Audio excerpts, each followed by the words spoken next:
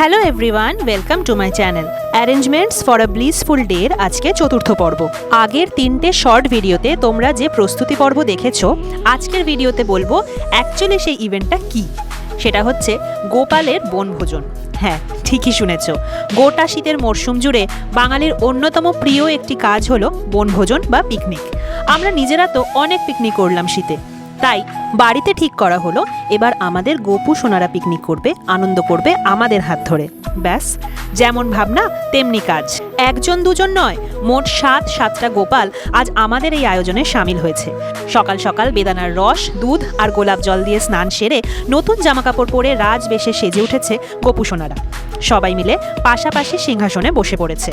আর শীতের সকালে স্নান সেরে গরম গরম কফি আর বিস্কুট পাওয়া তো দারুণ মজার ব্যাপার, তাই না? সেই কথা ভেবেই স্নানের পর উষ্ণতার আমেজ আনতে মর্নিং বেভারেজের মেনুতে ছিল গরম গরম কফি আর বিস্কিট। আর এদিকে চলছে জলখাবারের আয়োজন।